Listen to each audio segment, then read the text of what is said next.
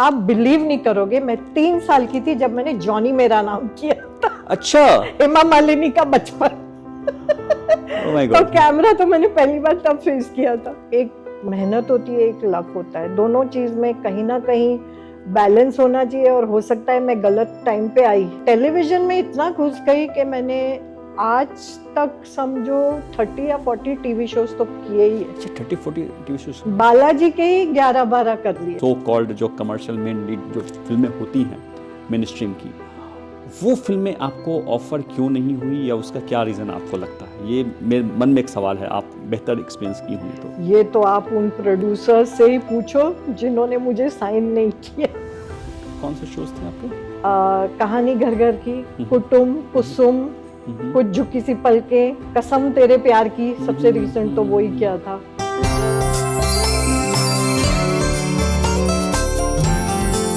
तो स्वागत करते हैं हम अपने गेस्ट रेशमा मोदी जी का। रेशमा जी, बहुत बहुत धन्यवाद, आप हमारे पॉडकास्ट कॉस्मिक कनेक्शन में आई। तो नमस्कार। नमस्कार। रेशमा जी, सबसे पहले आपकी जो सीरियल थी राधा, मुझे याद है वो दौर कि आप घरों घरों में पूजनीय थी, लोग आपको पूछते थे राधा माँ के रूप में, और पॉपुलैरिटी की एक ऊंचाई आपने प्राप्त की थी। लेकिन इस चीज़ को जानने और समझने के पहले मैं सबसे पहले ये जानना चाहूँगा कि आपकी इस फिल्मी करियर की शुरुआत कहाँ से हुई थी? तो वो इनिशियल जो दौर था, जो शुरुआत हुई थी, वो फर्स्ट, और कहाँ से आप इंस्पायर्ड हुई? वो क्या बात थी कि आपने ये डिसीजन लिया कि मुझे एक्ट्रेस बनना है? तो वो बेसिक चाइल्डहुड जर्नी समझना चाहता हूँ मैं। ऐसा है, मैं गई हुई थी लंदन जी। तो लंदन में मेरी स्टे थोड़ी एक्सटेंड हो गई, तो मुझे ऐसे मन में आया कि मैं ब्रिटिश थिएटर एसोसिएशन ज्वाइन कर लूँ। मैंने वहाँ ज्वाइन किया तो मुझे वो एक्सपोजर अच्छा लगा, और थोड़ा मुझे सीखना था कि बोलते कैसे हैं, कॉन्फिडेंस, ये वो। तो वहाँ तो उन्होंने इतनी बढ़िया बढ़िया एक्सरसाइजेस कराई। ब्रिटिश थिएटर में किसके साथ किया था? कौन सा ग्रुप था? कौन सा? वो कंपनी का नाम ही ब्रिटिश थिएटर एसोसिएशन। ओके। हाँ, उनका नाम ही वो है। अच्छा। एंड मैंने वहाँ उनका कोर्स किया। फिर मैं इंडिया आई तो फिर मेरे मन में कीड़ा बैठ चुका था कि मुझे एक्ट्रेस बनना है। तो मेरे मामा जी हैं रवि टंडन जी, उनके पास गई मैं। मैंने कहा मामा ऐसे ऐसे मुझे तो एक्ट्रेस बनना है, अब आप गाइड करो। तो फिर वो मुझे ले गए रोशन तनेजा जी के पास। अच्छा जी। रोशन तनेजा FTII के हेड रह चुके थे। अब उन्होंने घर पे क्लासेस कर रहे थे। तो मेरे बैच में हम लोग 6-7 लोग थे, ये उनका घर का बैच था। उसमें आमिर खान जी भी थे। अच्छा। तो हाँ, तो और एक वो थी सोनम। अच्छा, सोनम। हाँ, तो हम लोग ने एक्टिंग कोर्स पूरा किया, तो मैं थोड़ा ट्रेंड हो गई। फिर उसके बाद बस कुछ फिल्में मिली, फिर गुल गुलशन गुलफाम मिला, फिर पहली फिल्म मिली कैसे? शुरू मतलब ये तो आपने ट्रेंड हो गया तो, लेकिन ये भी बात है ना कि ट्रेनिंग तो बहुत लोग लेते हैं और फिल्मी बैकग्राउंड भी कई लोग का होता है, लेकिन वो पहली शुरुआत क्या आपके मामा जी ही ने पहला ब्रेक दिया या फिर वो शुरुआत कैसा, वो फर्स्ट ब्रेक कैसे मिला? नहीं, ऐसा कुछ नहीं है, क्योंकि बस ऑफर हो गया तो कर लिया। और एड्स वैड्स भी करना शुरू कर दिया था, मॉडलिंग भी कर रही थी। तो फिर वो तो पहला शूट क्या था? वो पहला जो फर्स्ट जो आपने कैमरा फेस किया था वो कौन सा प्रोजेक्ट था? आप बिलीव नहीं करोगे, मैं 3 साल की थी जब मैंने जॉनी मेरा नाम किया था। अच्छा। हेमा मालिनी का बचपन। Oh my God. तो कैमरा तो मैंने पहली बार तब फेस किया था। तो यानी कि बचपन से ये चीजें कि न्यू पड़ गई थी। क्या है ना, मैं रहती थी जानकी कुटीर। जानकी कुटीर ऐसी जगह है जहाँ अबरार अलवी, कैफी आजमी, सब दिग्गज लोग वहाँ रहते। तो बस जानकी कुटीर वही ना जो पृथ्वी थिएटर के बगल में है। बिल्कुल, मैं समझ गया जी। शशि जी का भी है वहाँ घर, पृथ्वी थिएटर उन्हीं का। तो बस अच्छा, हमारा बचपन उसी कॉलोनी में बीता है। ओके। और एज एन एक्ट्रेस जो आप शुरुआत की, तो बचपन की हो गई बात, और जब आप थिएटर करके आई और जब मामा जी से मिली, तो वो पहला प्रोजेक्ट कौन सा था जो आपने शुरुआत किया वहाँ से? गुल गुलशन गुलफाम। वो तो बहुत ही मतलब कामयाब सीरियल था, काफ़ी लोगों ने उसे पसंद किया था। वो प्रेम किशन जी का था, सुनील मेहता, सिनेविस्टा उनकी कंपनी है, और उन्होंने पूरा कश्मीर में ही शूट किया। तो लोग तो मुझे कश्मीरी ही समझते थे वहाँ पे। उसके बाद तुरंत वो मिल गया श्री कृष्णा, उसमें राधा जी का रोल किया।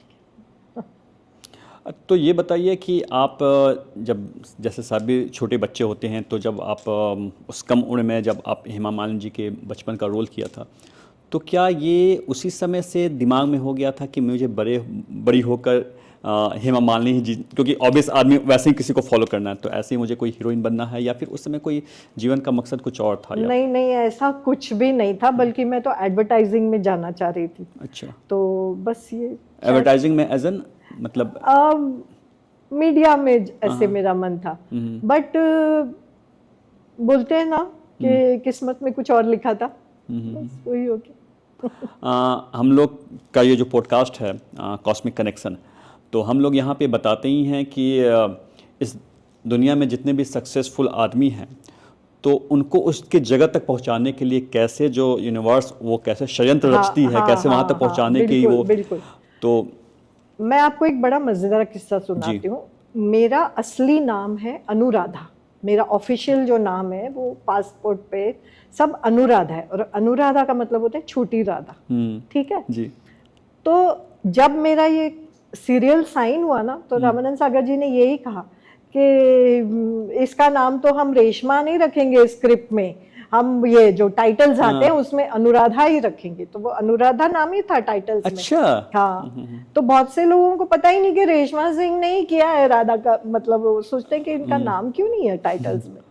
और मैंने कोई इंटरव्यू में भी ये कहा था कि I was destined to play Radha, शायद मैंने इंडिया टुडे को ये बात बोली थी, I was destined to play Radha. तो ये वही बात है जो आप कह रहे हैं। तो वो सागर आर्ट्स की ये फिल्म आई मीन ये सीरियल कैसे मिली थी, इसकी शुरुआत कैसे हुई थी? वो गुलशन गुलफाम देख कर हुआ था, या फिर और कोई रीज़न था? हाँ, शायद वो लोग ने वो देखा था। तो पहले मैं उनके बेटे से मिली, फिर उन्होंने मुझे उमरगांव भेजा, तो वहाँ उन्होंने 2-3 ऑडिशंस लिए सब, मतलब तो मैं बार बार पूछ रही थी कि आप कौन से रोल के लिए मुझे बुलाया, कौन से रोल के लिए, तो बता नहीं रहे थे। वो लोग बोले आप नाश्ता लीजिए ना, अच्छा आप लंच कीजिए ना, आप ठीक है ना, यहाँ पे कुछ चाहिए, कोई नारियल पानी पीजिए। मैंने कहा मैं यहाँ नारियल पानी पीने नहीं आई हूँ, आप बताइए तो कौन सा रोल कर रहे हैं। फिर एक दिन उन्होंने यशोदा का कॉस्ट्यूम में लिया, फिर और एक कॉस्ट्यूम में लिया, फिर फाइनली मुझे आके एग्रीमेंट दिया, बोला हम आपको राधा जी का रोल दे रहे हैं। तो मैं तो बहुत खुश थी। तो आपके उस समय प्रिपरेशन जो आप लोग करती थी, अब तो काफ़ी कुछ फैसिलिटीज़ हो गए हैं एक्टर्स के लिए, और बहुत सारे रेफरेंसेस होते हैं। आप उस समय कहे थे गुलशन गुलफाम, जो बिल्कुल एक अलग बैकग्राउंड की सीरियल थी, और अचानक से आप आती हैं सीधे राधा का प्ले, तो वो कैसे प्रिपरेशन? नहीं, प्रिपरेशन क्या मालूम है, रामानंद सागर जी के साथ काम करना इज अ ग्रेट एक्सपीरियंस। उन्होंने मुझे एक किताब दी, उसका नाम था ब्रह्म वैवरित पुराण। अच्छा, ओके। बोले तुम बीच पे जाओ उमरगांव में और अकेले बैठ के इसको पढ़ती जाओ। तो एक तरह से वो मेरा प्रेपरेशन था, and that is the only book जिसमें राधा और कृष्ण विवाहित होते हैं। तो वो बुक में वो सब पढ़ा मैंने, और बॉम्बे की लड़की जिसको ज्यादा ये सब चीज का नॉलेज भी नहीं था, लेकिन अच्छा लगा फिर वो सब पढ़ के। तो प्रेपरेशन उसी तरह की हमने। It was a good experience, memorable experience. तो जैसे आपने चूँकि ब्रिटिश थिएटर आपने जैसे किया कि जब कोई एक्टर कोई रोल को प्ले कर रहा होता है, बहुत डेप्थ तक जाता है, तो उसकी एक मेंटल लेवल स्टेटस भी वैसा कुछ हो जाता है। बिल्कुल, तो बिल्कुल। उस समय का क्या स्थिति थी जब आपने राधा काफ़ी लंबे समय तक किया? तो फिर पता है क्या, I am not a very कि जैसे मैं कोई रोल में घुस गई तो मैं महीनों तक उसी में घुसी हुई हूँ, मेरा ऐसा नहीं है। I can switch off and then I can come back into it, because उस टाइम पे हम लोग ऐसा नहीं था कि पूरे 3-4 महीने एक ही प्रोजेक्ट कर रहे हैं, फिल्म्स भी कर रहे थे बीच में। अच्छा, ये भी कर रहे थे। हाँ, कुछ ना कुछ तो लगा ही रहता था। जी। तो और एक बात और बता दूं कि कुछ लोग समझते हैं कि मैं डिसअपियर हो गई थी। मैंने सिर्फ एक 4-5 साल का गैप लिया था श्री कृष्णा के बाद। तब मुझे मतलब मैंने शादी करी, मेरे 2 बेटे हुए। उसके बाद बच्चे शायद 2-3 साल के थे, फिर मैंने तुरंत काम करना शुरू कर दिया और टेलीविजन में इतना घुस गई कि मैंने आज तक समझो 30 या 40 टीवी शोज तो किए ही है। अच्छा, 30-40 टीवी शोज। बालाजी के ही 11-12 कर लिए। बालाजी के कौन से शोज थे आपके? कहानी घर घर की, कुटुम, कुसुम, कुछ झुकी सी पलके, कसम तेरे प्यार की, सबसे रिसेंट तो वो ही किया था। और एक आध में कैमियो किए होंगे, काफी किए। कुटुम में तो बहुत ही अच्छा रोल था गौरी प्रधान की मदर का। अच्छा। काफी मतलब इसमें मैं स्मृति ईरानी की समधन थी, क्योंकि सास भी कभी बहू थी। अच्छा। तो आपने जो शादी की, जो आपने 4 साल का जो गैप लिया, थोड़ा सा इस बारे में बताइए। क्या प्रेम विवाह था या फिर कैसे वो? Out and out love. वो मेरे डायरेक्टर थे 2 फिल्म्स में, रमेश जी। अच्छा। तो हम लोग ने चुनड़ी करके एक फिल्म थी मारवाड़ी में। अच्छा। और उसके बाद एक फिल्म उन्होंने डायरेक्ट की थी अनाम। अनाम वो उनकी फर्स्ट फिल्म थी। शायद संजय दत्त जी। नहीं, अनाम में आयशा जुल्का और राजकुमार कोहली जी का बेटा अरमान कोहली, हाँ, उसको चांस दिया था। तो वो लोग थे और मैं सेकंड हीरोइन थी। अच्छा। तो हम अनाम की शूटिंग कर रहे थे, तभी मेरे सेक्रेटरी को रमेश जी ने कहा कि ये दूसरी फिल्म भी करेंगी क्या? तो मैं एक मारवाड़ी पिक्चर कर रहा हूँ, तो हमने एक्सेप्ट कर ली। तो फिर वही 15-20 दिन साथ में ही शूटिंग कर रहे थे। हार्डली 3 या 4 मंथ्स हुए थे और हमने शादी का डिसाइड कर लिया। प्रपोज किसने किया था पहले? सस्पेंस।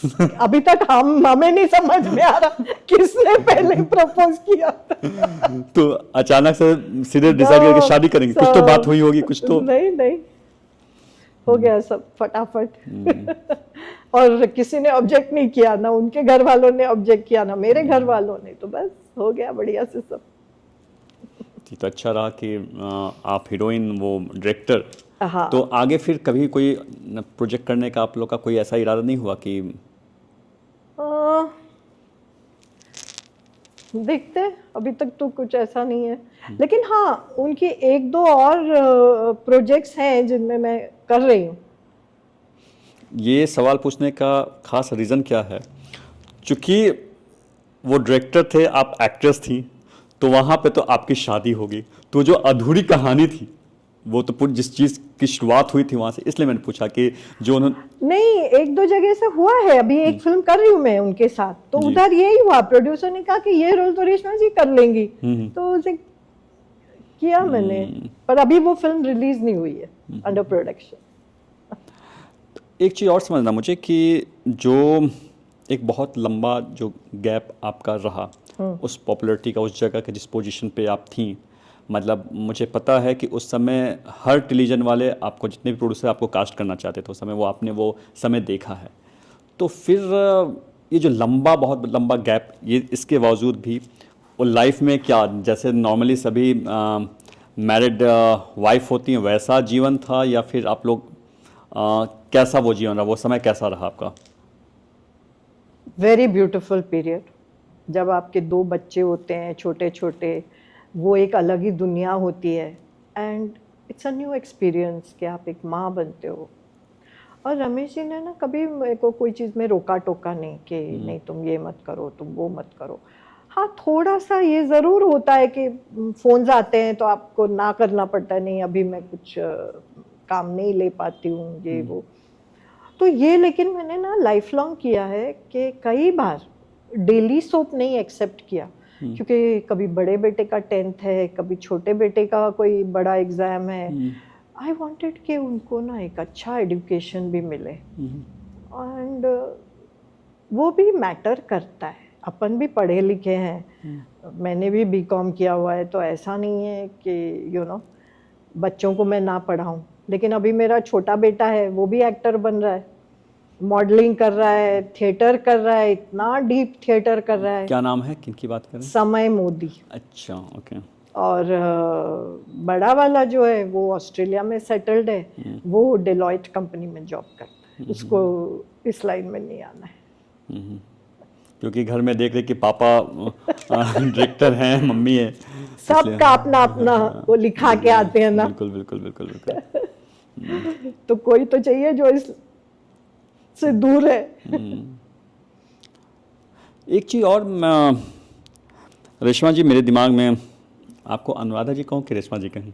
दोनों नाम मेरे ही हैं, आप जो चाहे यूज करो। मुझे ये बताइए कि मैं आपके ऐसे जब रिसर्च कर रहा था आपके बारे में, तो मैं आपके आज से 20 साल पहले की तस्वीरें देखी, और सचमुच आज भी आप बहुत खूबसूरत हैं, नो डाउट, लेकिन उस समय बहुत ज़्यादा खूबसूरत दिखती थी। वो जो मासूमियत वाली जो खूबसूरती होती है, वो जो मुझे लगता है कि शायद उस समय इंडस्ट्री में बहुत कम लोगों के पास होगी। Thank you. तो मैं एक चीज़ समझना चाहता हूँ, और इंडस्ट्री में ऐसा होता है कि जब भी कोई एक खूबसूरत अच्छी मासूम एक्ट्रेस दिखती है, और जो एक अच्छी एक्ट्रेस भी है, मतलब जिसको एक्टिंग भी आती है, मतलब लुक वाइज भी अच्छी है और एक्टिंग है, तो ऐसे लोगों के पास प्रोड्यूसर की लंबी लाइन लग जाती है। और आप खुद फिल्मी बैकग्राउंड की थी, ये मेरे दिमाग में, ये बहुत मेरा निजी सवाल है, मेरे दिमाग में एक चीज़ अटका हुआ कि इतनी खूबसूरत होने के, इतनी टैलेंटेड होने के बाद आपके पास मेन लीड जो होता है ना, कि सो कॉल्ड जो कमर्शियल मेन लीड जो फिल्में होती हैं मेन स्ट्रीम की, वो फिल्में आपको ऑफ़र क्यों नहीं हुई, या उसका क्या रीज़न आपको लगता है? ये मेरे मन में एक सवाल है, आप बेहतर एक्सपीरियंस की हुई तो। ये तो आप उन प्रोड्यूसर से ही पूछो जिन्होंने मुझे साइन नहीं किया। क्या पता। आपने अप्रोच किया था उस समय की? ठीक है, कुछ चीजें नहीं होनी होती हैं। मुझे टीवी स्टार बनना लिखा था, तो क्या कर सकते हैं। रेशमा जी, मैं इसलिए पूछ रहा हूँ ना कि क्योंकि क्या होता है ना कि हमारा जो पॉडकास्ट होता है, ये पूरे हिंदुस्तान से बात कई लोग देख रहे होंगे, और बहुत लोगों के दिमाग में ऐसे सवाल होते हैं। तो बहुत सारी चीज़ें होती हैं कि हम उस चीज़ को लेट्स गो करें, चल जा नहीं, तो आपको बताना इसलिए ज़रूरी है क्योंकि आपको क्या लगता है, वो रीज़न क्या था, क्या, ताकि बहुत सारे लोग इस चीज़ को समझ पाए कि वो क्या क्या परिस्थितियाँ होती, चीज़ें क्या होती हैं। वो नहीं, हर एक इंसान की परिस्थितियां अलग होती हैं, और हर एक, मतलब मैं तो समझती हूँ कि एक मेहनत होती है, एक लक होता है, दोनों चीज़ में कहीं ना कहीं बैलेंस होना चाहिए। और हो सकता है मैं गलत टाइम पे आई। अब जैसे आज ये लोग बोलते हैं कि नेपोटिज्म है, आप नेपोटिज्म की बात करते हैं, तो अगर 10 लोग जो एक्टर्स के बेटे या बेटियां हैं चल गए, तो उतने ही हैं जो नहीं भी चले ना। बिल्कुल बिल्कुल। हर परिवार में ही आप देख लो, चाहे कितना ही बड़ा स्टार हो उनका फादर, या कितनी बड़ी स्टार हो उनकी मदर, हर कोई नहीं चलता। तो इसमें कोई ग्राफ नहीं है, कोई चीज का ग्राफ नहीं है, तो ठीक है। आपकी सिस्टर हैं रवीना जी, रवीना टंडन जी जी, फर्स्ट कजन है ना शायद? हाँ जी, मामा जी के, अब मेरे मामा की बेटी हैं। वो एक काफ़ी सक्सेसफुल एक्ट्रेस रही हैं। तो ये बात बिल्कुल आप सही कह रही हैं कि नेपोटिज्म वाली बात नहीं है कि कोई एक ही फैमिली में काफ़ी सक्सेसफुल भी हो जाता है। और लेकिन यही सवाल था मेरे मन में कि वो क्या रीज़न था। अब जैसे मैं कहूँ कि मैं अगर ये कहूँ कि मैं तो बचपन से ये मेरा ख्वाब था कि मैं हीरोइन बनूं, तो ये गलत होगा, क्योंकि मैं एडवर्टाइजिंग लाइन में जा रही थी अच्छे भले, और फिर मैंने ये एक्टिंग कोर्स किया, फिर मैंने यहाँ आके किया, इतने एड्स मिले, और मॉडलिंग खूब 30-40 उस वक्त एड्स कर लिए, और फटाफट फिर सीरियल भी मिल गया, 2-4 फिल्में भी मिल गई। तो आदमी सोचता नहीं है ज़्यादा, और फिर you just going with the tide, तो बस वही हो गया।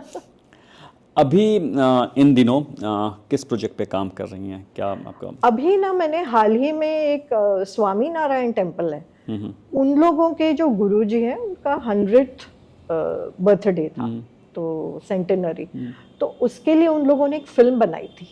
तो वो फिल्म करीब आधे घंटे की थी, तो तो उसमें मैंने ग्रैंड मदर का रोल किया था। फिर एक मैंने अभी रिसेंटली झंडू बाम का ऐड किया जी। विद सोनू सूद। ऐसे कुछ ना कुछ करती हूँ। और कभी कभी मुझसे ना अभी वो बहुत दूर अगर शूटिंग है तो नहीं की जाती, सोचना पड़ता है। तो बाकी देखते हैं। आजकल तो वेब सीरीज का बहुत अच्छा चलन है, तो कभी वेब सीरीज वगैरह? वेब सीरीज अभी तक ना मुझे कुछ कमाल नहीं ऑफर हुआ है। 2-3 पाइपलाइन में बातें चल रही हैं, बट कुछ कमाल नहीं ऑफर हुआ है कि मैं उसके बारे में चर्चा करूं। आप जब कोई ऑफर आता है, आप बेसिकली डायरेक्टर से या जो स्टोरी राइटर जो आपको सुना रहा होता है, आप क्या देखती हैं? मतलब कमाल आपके नज़र में आप किस तरह के सब्जेक्ट्स को पसंद करती हैं? क्या रोल अच्छा होना चाहिए। रोल हर चीज़ को हाँ ना में नहीं चलता है। और थोड़ा क्या होता है ना कि हम जिस जगह पे रह चुके हैं वहाँ पे ऐसे ही हर कुछ को हाँ नहीं कर सकते, वो भी एक बात आ जाती है। अच्छा, रेशमा जी एक चीज़ बताइए, अगर रेशमा सिंह मोदी अगर अभिनेत्री नहीं होती, अगर उनको वो कम उम्र में वो ऑफर नहीं हुआ होता हेमा मालिनी जी के बचपन का रोल, तो और क्या कोई दूसरा भी था चीज़ें जो आप और करना चाहती थी, या फिर क्या होती, आपको क्या लगता है? नहीं, एक तो वो जो आप बात कर रहे हो ना, वो जो मैंने आपको अभी बताया, वो तो चलो उसके बाद तो मैंने कुछ किया ही नहीं। वो तो एक छोटा सा वो जी, था जी। वो एक गाना मशहूर हुआ था ना, बाबुल प्यारे। उस गाने में हेमा जी का बचपन किया था बस मैंने। आप अच्छा, उसमें गाना देखेंगे ना, ओके। तो हेमा जी का चाइल्डहुड है वो मैंने किया था। उसके बाद तो कोई फिल्मों में आने का कोई वो ही नहीं था, पढ़ाई वढ़ाई कर रही थी सब कुछ। ये तो लंदन जाने के बाद, ग्रेजुएशन के बाद जो मैं लंदन गई, वहां पर मैंने एक्टिंग कोर्स किया। मैं वही समझ के, अगर वो किसी कारणवश हो, जैसे बहुत सारे लोग कोर्स कर नहीं होता, तो मैं एडवर्टाइजिंग में जा रही थी। तो एडवर्टाइजिंग में भी आप जाते तो मार्केटिंग में। ओके, अच्छा, ये मतलब आपका था कि हाँ, मैंने जॉब भी ले लिया था एड एजेंसी में। ओके। वो लोग चिराग दिन की एडवर्टाइजिंग वगैरह करते थे, अच्छी खासी एडवर्टाइजिंग एजेंसी थी, तो मैंने वहाँ जॉब भी ले लिया था। फिर जब ये सब शुरू हुआ तो डेस्टिनी बिल्कुल, हमारा तो पॉडकास्टिंग इस बारे में है कि डेस्टिनी। इनफैक्ट हम तो ये कहते हैं, हर बार गेस्ट को ही बताते हैं, इस चीज़ पे बताते हैं लोग कि जितने भी लाइफ में जितनी भी चीज़ें हो रही होती हैं, उसका संबंध हमारे पास्ट लाइफ से होता है। बिल्कुल बिल्कुल। हाँ। क्योंकि मैं एक फिल्म मेकर के अलावा मैं पास्ट लाइफ रिग्रेशन का काम कर थेरेपिस्ट हूँ। अच्छा। जी हाँ, तो मैं लोगों को उनके पिछले जन्म में ले जाता हूँ। इनफैक्ट मैं जब भी अपनी फिल्में करता हूँ तो कई बार एक्ट्रेसेस को कई बार ये अनुभव कराता हूँ, जैसे उनकी कहीं कोई चीज़ अटकी होती है परफॉर्मेंस में, कहीं कुछ होता है, तो मैं उनको ले जाता हूँ। तो मैं ये चीज़ समझ पाया हूँ कि हम जितनी भी ज़िंदगी जो जी रहे हैं, उसके पीछे का जो कनेक्शन है वो पास्ट लाइफ से है। तो जो मैं इतनी बातें आपको अभी तक जो मैं समझ रहा था, जो बातचीत कर था, तो मैं वही कनेक्शन जोड़ने की कोशिश कर रहा था कि एक्चुअल में जो आपने कहा ना कि जस्टाइन था कि आपको राधा जी का रोल मिलना, या इस तरह की जितनी बातें आप कर रही हैं, तो मैं वो समझने की वही सब कोशिश कर रहा था। और सबसे कमाल की बात आप देखिए, ये कंप्लीट कभी अगर आपका भी पास्ट लाइफ रिग्रेशन करेंगे तो शायद हमको निकलेगा। एक चीज़ आप सोचिए कि एक सक्सेसफुल अभिनेत्री जिसको पूरा हिंदुस्तान पसंद कर रहा, देखना चाह रहा है, और अचानक से एक प्रोजेक्ट के दौरान उनको प्यार हो जाता है, शादी कर लेती हैं, और एक अच्छे खासे करियर को कुछ दिन के लिए वो करते हैं। नॉर्मली एक्ट्रेसेस ऐसा नहीं करती हैं। आप देखो, आपके सामने बहुत सा एग्जाम्पल, मतलब आप जानते हो मैं क्या बोलना चाहता हूँ, बहुत सारे एग्जाम्पल हैं। इनफैक्ट लोग एक अपने करियर को पूरा पीक देते हैं। अभी तो हालांकि आजकल की एक्ट्रेसेस कर रही हैं शादी, अभी मेन टाइम में भी कर लेती हैं, लेकिन वो अलग बात है। पहले ऐसा नहीं होता था। तो आपने ये जो एक कहते हैं ना कि एक बहुत कहते हैं ना कि एक साहसिक कदम उठाना, जो एक बहुत हिम्मत जुटाना इस चीज़ के लिए कि चल भाई हम सब कुछ, क्योंकि और शादी की, बच्चे भी डिसाइड कर लेना उस समय। हाँ। कई बार तो ऐसा होता है ना कि चल भाई हमने शादी कर ले, साथ में हमको प्यार, हम साथ में रहना चाहते हैं, लेकिन बच्चे को फिर हम सोचते हैं कि थोड़ा सा और, बहुत सारे एक्ट्रेस हैं, थोड़ा सा डिले करते हैं, वो सब है आपने। तो ये जो सब चीज़, क्योंकि आपको ही पता था कि आज तो अगर बच्चे हो जाते हैं, इसके बावजूद भी आज फर्क नहीं पड़ता है। जैसे हाँ, बहुत से मिसाल है, बहुत से मिसाल, आप समझ नहीं मैं क्या बोलना चाह रहा हूँ। तो वो कोई फर्क नहीं पड़ता, लेकिन उस दौर में अगर किसी की शादी हो गई तो आप समझ जाओ कि उसके करियर एक तरह से रुक जाता था। उस समय यही दौर था। लेकिन आपको नहीं ऐसा लगता कि अभी भी वही बात कायम है, थोड़े कम वे में? आज आप देखो, कोई हीरो की एज 58 है, तो वो 58 इयर्स की हीरोइन के साथ कर रहा है? 58 इयर्स की हीरोइन के साथ ऑपोजिट आ रहा है? नहीं, 56 इयर्स की हीरोइन के ऑपोजिट आ रहा है? नहीं ना। उसका रीजन तो नहीं, उसका रीजन तो है, कहीं ना कहीं तो है। उसका रीजन मैं कुछ और देखता हूँ। उसका रीजन क्या है ना कि आज जितनी भी फिल्में बनती हैं ना, कहानी भी वैसी होनी चाहिए। क्योंकि देखो, आप एक बात जान लो, शादी के बाद जो एक फिजिकल जैसे लुक में चेंजेस आते हैं, जैसे चीज़ें होती हैं, वो पहले में तो कहानी क्या होता है, एक हीरो की नॉर्मली कहानी, मैं नॉर्मल कहानी की बात कर रहा हूँ, हीरो होता है, उसकी हीरोइन होती है, तो हीरोइन को हम कैसे इस्तेमाल करते हैं फिल्मों में, कैसे देखते हैं? गाना गाने के लिए होती हैं, लव इंटरेस्ट ही तो होता है, उससे ज़्यादा कुछ होता नहीं है। तो उस समय क्या देखा जाता है कि कम उम्र की खूबसूरत सी हीरोइन होनी चाहिए। ये वो ट्रेडिशन जो चला आ रहा है इस वजह से। लेकिन अगर एक्सपेरिमेंट होती हैं फिल्मों में, तो आप जितने भी जो अभी जो मैरिड हीरोइनें काम कर रही हैं, आप उनकी कहानियां देखो, अब वो सिर्फ वो कहानी नहीं होती है, वो कहानी बिल्कुल नहीं होती है, उनके सब्जेक्ट ही अब अलग हो गए। बिल्कुल। और अभी क्या है ना कि अभी जब सोशल मीडिया इतना एक्टिव हो गया है, अभी हम लोग वर्ल्ड सिनेमा की बातें करते हैं, इतनी सारे जब हम लोग फिल्में देख रहे हैं, समझ रहे पूरी दुनिया को कहते, मतलब एक साथ जब खड़ा हो गया है, तो बहुत एक्सपोजर हो गया है, पहले वो नहीं था। ओटीटी मेरे यहाँ तो अभी केबल टीवी है ही नहीं, ओटीटी देख रही हूँ मैं। सबका वैसे ही है, सब ओटीटी, सब सारी जगह हर लोग अभी ओटीटी पे ही हो। तो मैं वही समझना चाह रहा हूँ, ये मतलब सारी इस मकसद, मतलब बातचीत का मकसद यही था कि वो ऐसा क्या, वो आपका वो फैक्टर था, वो आपके अंदर क्या हुई कि नहीं यार सब कुछ को छोड़ दो, मतलब वो ये थोड़ा सा एक्सप्लेन कीजिए, वो क्या ऐसी चीज़ें थी, मतलब पता नहीं उस टाइम पे मेरा क्या माइंडसेट था, बता नहीं सकती अभी, इट्स टू फार आउट। क्या माइंडसेट था पता नहीं, but I think I wanted motherhood, I wanted marriage, हो सकता है यू नो। नहीं, तो इसका रीज़न मैं भी बता रहा हूँ, ये पास्ट लाइफ में जब आप जाएंगी ना, तो एक बहुत बड़ा एक इसका रीज़न मिलेगा, क्योंकि आमतौर पर ऐसा नहीं होता है। मैं ये बताने की कोशिश करूँ, ये आपको वहाँ पे चीज़ें पता चलेगी।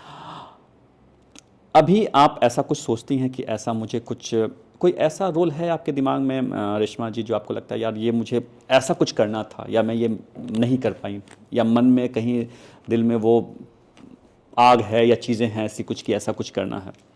हाँ, मेरे में ना बहुत बड़ी खामी है जी, जो मैं, जैसे एक होता है ना कि मैं काम तो कर रही हूँ, लेकिन एक वो सीरियसनेस सेट पे और किसी से बात नहीं करना एंड टोटली घुसाउड इन द स्क्रिप्ट, वो जो एक, चाहे वो सूडो हो चाहे वो रियली हो, वो पता नहीं चलता है, बट मैं वो नहीं कर सकती।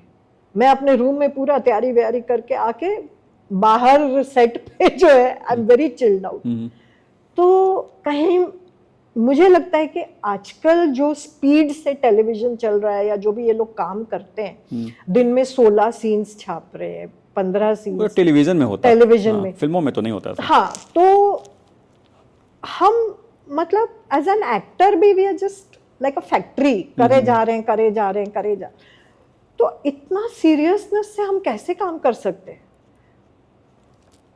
आई थिंक मैं भी तो टेलीविजन में ही अटक गई ना एक टाइम में, मैं उस स्लॉट में ही अटक गई। उसके बाद तो मुझे किसी से मिलने का भी टाइम नहीं मिला था फिल्मों के लिए, कि मैं स्ट्रगल करूं या लोगों को बताऊं कि भाई I am open for films also.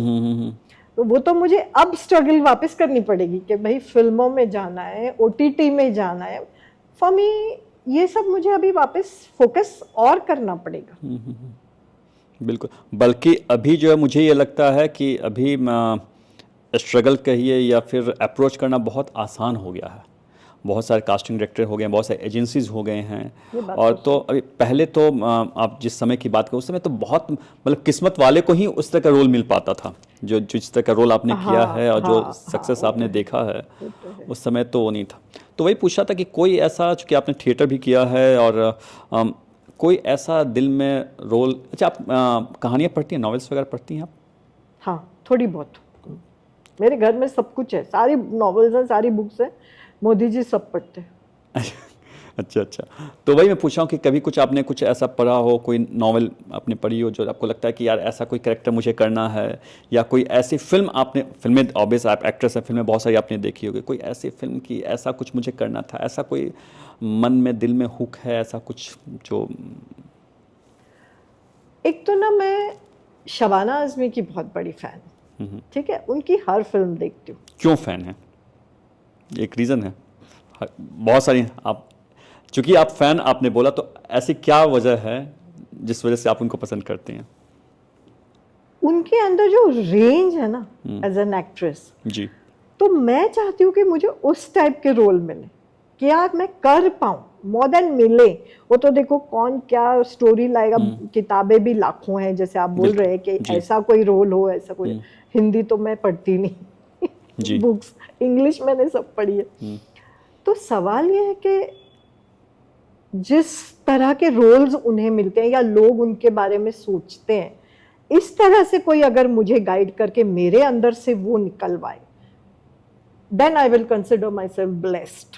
मतलब वो मेरे हिसाब से एक सही वो है, मतलब for me she is God.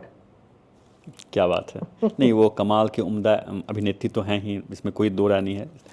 उनकी कौन सी फिल्म आपको सबसे ज़्यादा मतलब पसंद है, जो आपको लगे यार ये तो मतलब कमाल है, आकाश मेरे जीवन में ये रोल मिल जाता, ऐसा कुछ मिल जाता तो फिर? अरे उनकी सब फिल्में इतनी अच्छी हैं, सब फिल्में उनकी इतनी अच्छी है। नहीं सब फिल्म, लेकिन एक होता ना कि सिलेक्ट तो करना होता है। सेलेक्ट कर ही नहीं सकती, मुझे उनकी सारी फिल्में बहुत पसंद है, राइट फ्रॉम अंकुर। तो देखिए ये उसके लिए तो उनको नेशनल अवार्ड भी मिला था। उनको तो बहुत सारे नेशनल अवार्ड्स मिले। बहुत बहुत, वो तो she is on an international platform. आजकल की फिल्में देखती हैं आप? हाँ, अभी रिसेंटली अगर कहा जाए तो आपको सबसे ज़्यादा कौन अभिनेत्री पसंद आती है, जो कि आपको लगता है यार ये कमाल की है? हिंदी में? हाँ हिंदी में। हिंदी में दीपिका इज गुड, दीपिका अच्छी है। इसमें भी बात है जानवी कपूर में, मुझे ऐसा स्पार्क है उसके अंदर, अभी और निकाला जा सकता है। She is very good. आप फिल्में बहुत कम देखती हैं। Tabu is again a favourite. Tabu तो आपके समय की हो गई। हाँ, ऐसे तो सब है, रश्मिका मंदाना वो भी अच्छी है, और ये साउथ की लड़कियां तो सारी अच्छी हैं। नॉर्मली अभी आप मेरी भांजी को देखिएगा ना जनवरी में, आजाद। भांजी आपकी एक्ट्रेस है? मैं रवीना की अच्छा, डॉटर आ रही अच्छा अच्छा, है। Yes yes yes. भविष्य में स्टार वही है।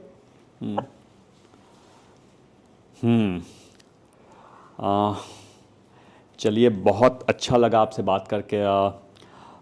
रेशमा जी, आपने बहुत अच्छी बातें अपने लाइफ की जर्नी के बारे में बताया, अपनी पसंद नापसंद के बारे में बताया। और रेशमा जी, जब भी कोई हमारे यहाँ गेस्ट आते हैं तो हमारे यहाँ का एक चलन है, ट्रेडिशन है कि हम उन गेस्ट को एक गिफ्ट देते हैं।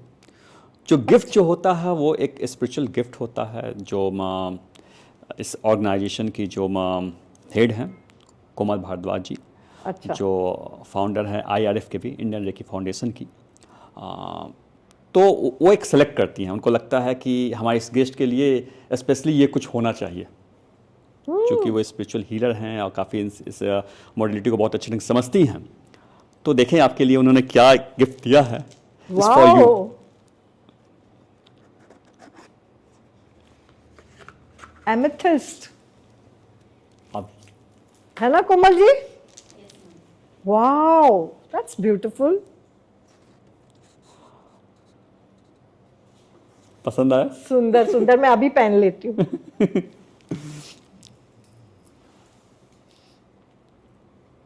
बहुत अच्छा लग रहा है आप। अच्छा लग रहा है? बहुत अच्छा। तो थैंक यू कोमल जी। ये एक्चुअल में पहले से डिसाइड नहीं होता है। अच्छा। वो अचानक से उनको एक कनेक्ट होती हैं, उनको लगता है कि ये गिफ्ट देना चाहिए, ऐसा कुछ देना चाहिए। ये एमेथिस्ट है, इसके क्या बेनिफिट्स हैं? मैम एमेथिस्ट वैसे ऑलराउंडर होता है, हर एक चीज़ में आपका ये हेल्प करता है, आपके स्पिरिचुअल एलिवेशन में, एनर्जी एम्पलीफिकेशन में, आपकी इंसोम्निया जो आपकी नींद की प्रॉब्लम होती है, जो रात में सो नहीं पाते हैं, स्लीप वॉक करते हैं, उसके लिए भी होता है। प्लस जो एडिक्टेड हैं, हाँ। तो एडिक्शन से उनको हटाने के लिए भी एमेथिस्ट आपकी हेल्प करता है।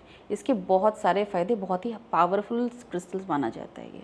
तो इसको ब्रेसलेट के अलावा भी किसी तरह से पहन सकते हैं? ब्रेसलेट के अलावा माला होती है, तो हाँ। माला आप पहन सकते हैं। अगर वो डिपेंड करता है कि आपकी जो प्रॉब्लम है वो कितनी बड़ी या कितनी छोटी है। हाँ, तो छोटी छोटी प्रॉब्लम है उसके लिए आप ब्रेसलेट्स पहन सकते हैं। अगर तो प्रॉब्लम ज़्यादा है तो आप माला पहन सकते हैं।